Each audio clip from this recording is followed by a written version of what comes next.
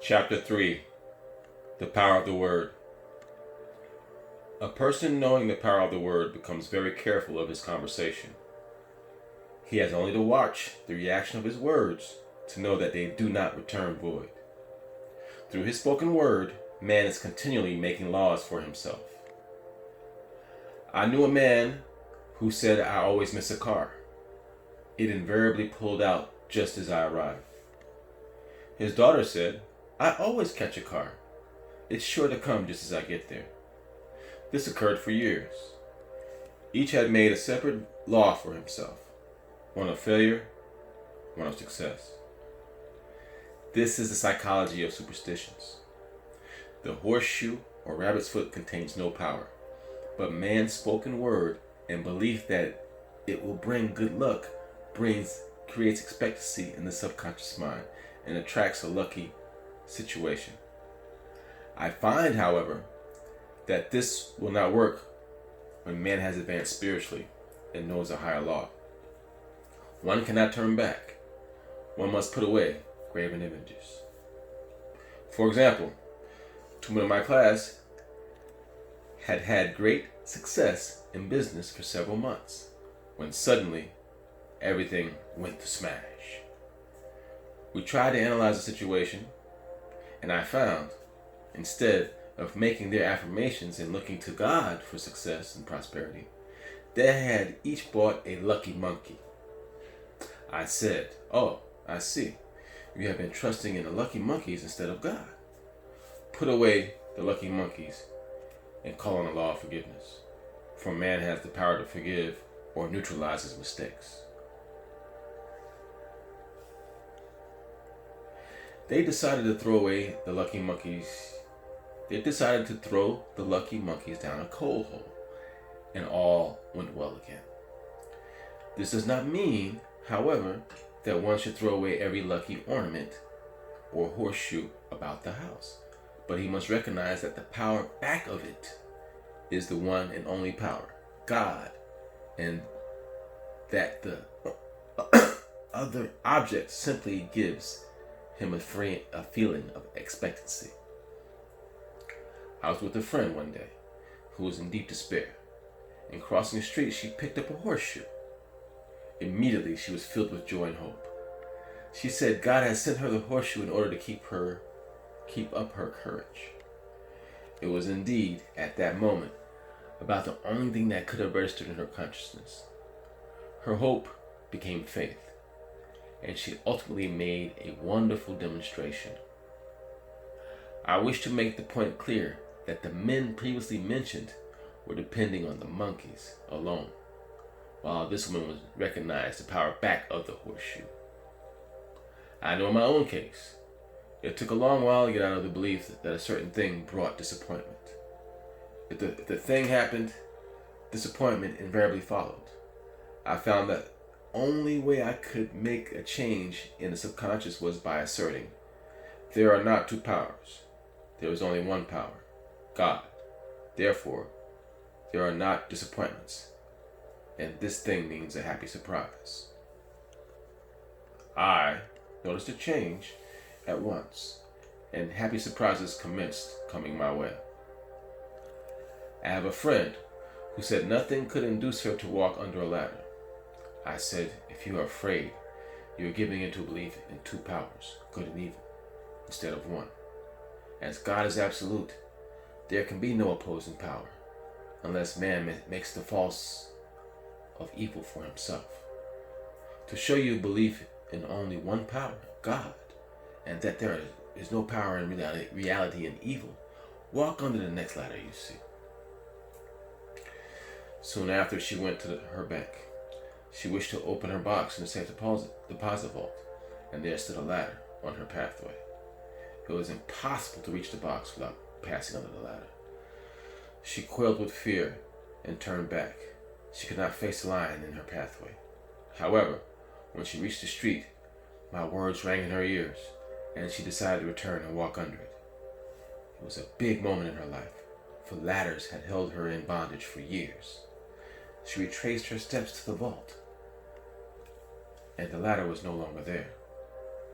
This so often happens. If one is willing to do a thing he is afraid to do, he does not have to. And the law of non-resistance, it is the law of non-resistance, which is so little understood. Someone has said courage contains genius and magic. Face a situation fearlessly, and there is no situation to face. It falls away of its own weight. The explanation is that the fear attracted the ladder on a woman's pathway, and fearlessness removed it.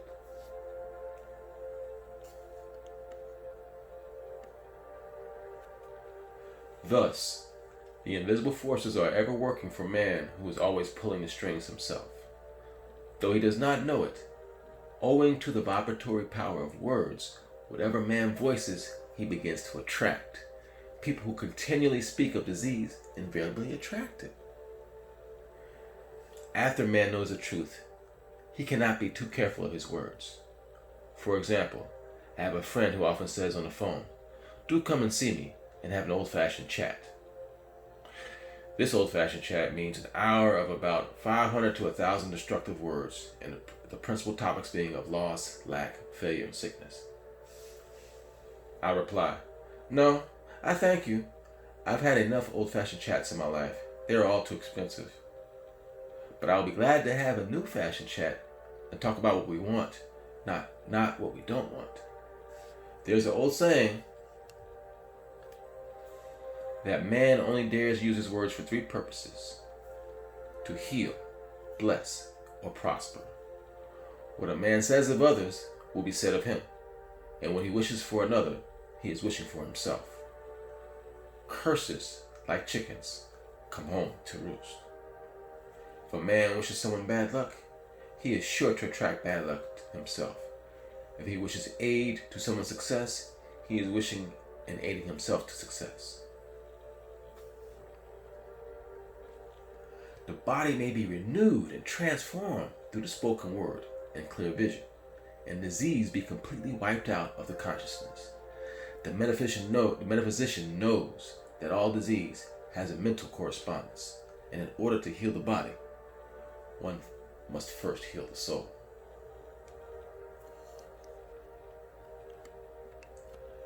The soul is the subconscious mind, and it must be saved from wrong thinking. In the 23rd Psalm, we read, "He restoreth my soul." This means that the subconscious mind or soul must be restored with the right ideas, and a mystical marriage is the marriage of the soul and the spirit, or the subconscious and superconscious mind. They must be one. When the subconscious is flooded with the perfect ideas of the superconscious, God and man are one. I and the Father are one. That is, he is one with the realm of perfect ideas. He is a man made in God's likeness and image, imagination, and is given power and dominance over all created things, his mind, body, and affairs. It is safe to say that all sickness and unhappiness come from the violation of the law of love. A new commandment I give unto you, love one another, and in the game of life, love or goodwill takes every trick.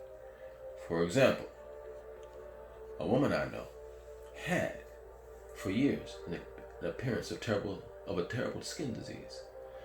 The doctors told her it was incurable, and she was in despair. She was on a stage, and she feared she would soon have to give up her profession, and she had no other means of support. She, however, procured a good engagement, and on an opening night made a great hit. She received flattering notices from the critics and was joyful and elated. The next day, she received a notice of dismissal. A man in the cast had been jealous of her success and had caused her to be sent away. She felt hatred and resentment taking complete possession of her, and she cried out, "Oh God, don't let me hate that man." That night she worked for hours in the silence. She said, I soon came into a very deep silence. I seemed to be at peace with myself, with the man, and with the whole world. I continued this for 2 following nights, and on the 3rd day, I found I was healed completely of the skin disease. In asking for love or goodwill, she had fulfilled the law. For love is the fulfilling of the law. And disease, which came from a subconscious resentment, was wiped out. Continual criticism produces rheumatism, as critical, inharmonious thoughts cause unnatural deposits in the blood which settle in the joints. False growths are caused by jealousy, hatred, unforgiveness, fear, etc. Every disease is caused by a mind not at ease. I said once in my class, there is no use asking anyone, what's the matter with you? We might just as well say, who's the matter with you? Unforgiveness is the most prolific cause of disease.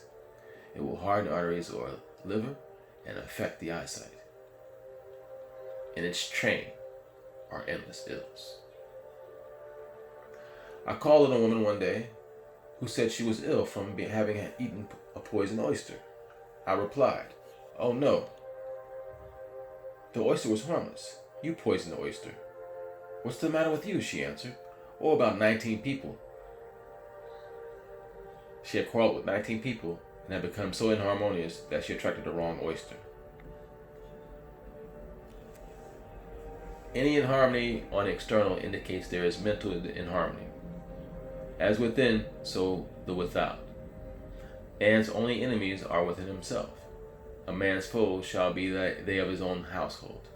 Personality is one of the last enemies to be overcome, as this planet is taking its initiation in love.